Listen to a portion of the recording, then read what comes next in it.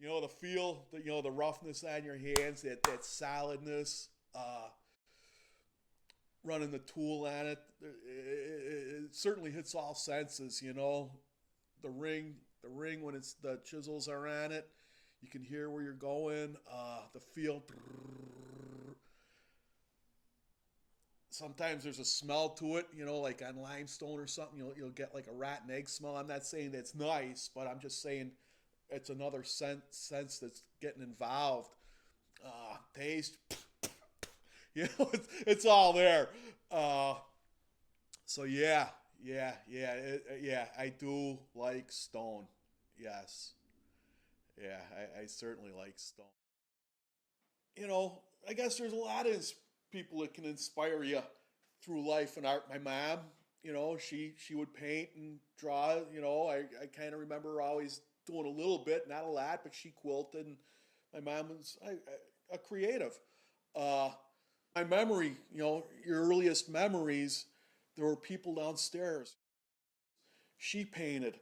I can remember going downstairs into their house, and she was probably 10 years older than me, and she had an easel.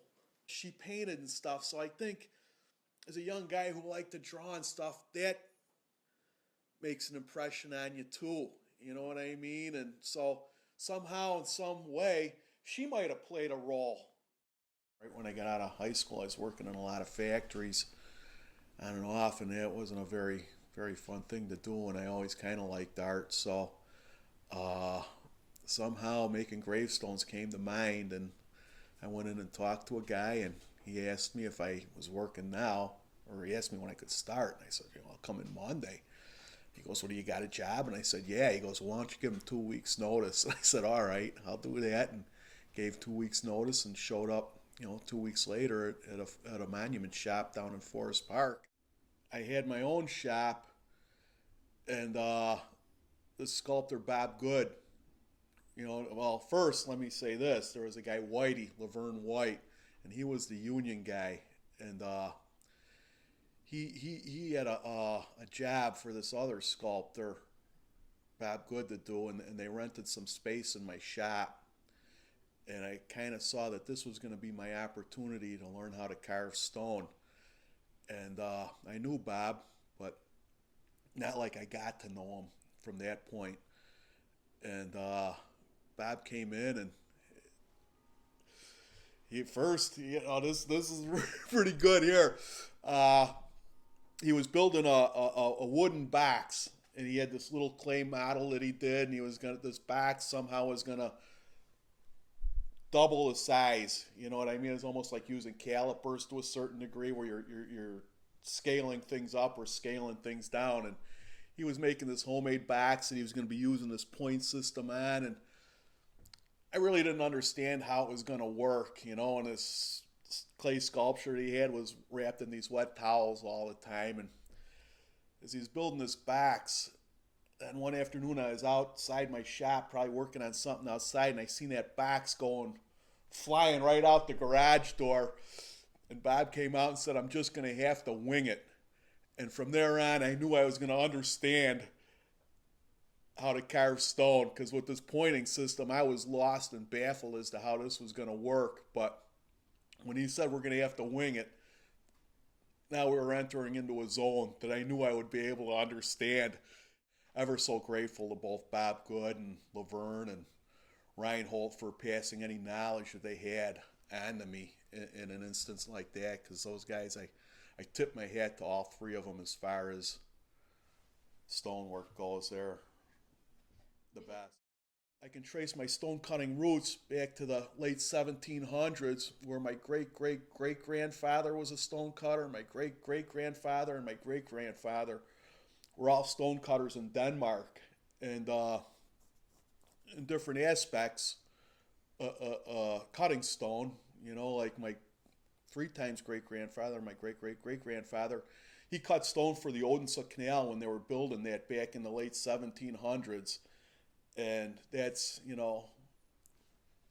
I got the gene. That's where I got the gene from. But that's one of those things where like I said, my great great great grandfather, my great great grandfather, and great grandfather were all stone guys, and I did have a chance to visit the ancestral farm. So I think maybe they could be talking to me a little bit. You know what I mean? The ancients might be inspiring me a little bit to take it to that point and give me some good subject matter. But I was certainly influenced on the trip and going to the farm. You know what I mean? And my cousin Charlotta took me back into the this one spot where there were some old tools, and I found this old stonecutter's chisel that was like, wow. You know what I mean? The ancients handled this piece, you know, and she let me have it. And I put that in a little compositional sculpture, you know. So I think maybe some of that certainly is giving me good food for thought and get back into painting, you know, and quite few talented people that I know that did paint and did do that. You know, they're not doing it, and it's really kind of I don't want to say a sad situation, but I just wish that they would start doing it because you only get one go around in this life, and do it, do it, because once you do start doing it, you'll have wished that you started doing it earlier because you're going to kind of realize all that time that you let get away, all the things you could have done to get better and better and better, or to just do it. You know, my advice was to make that time a couple hours, you know, on a Wednesday, you know, pick a day and make a point of it, or a Saturday or a Sunday, just do it. I mean, sculpture is safe in the mind, you know, and I understand what he's saying there, you know, that anything in the mind is safe, you know, but when you put it out there, that's when you got your chance of failure, and I wouldn't even call it failure as much as I would call it a learning experience. That, you know, just do it and have some fun with it.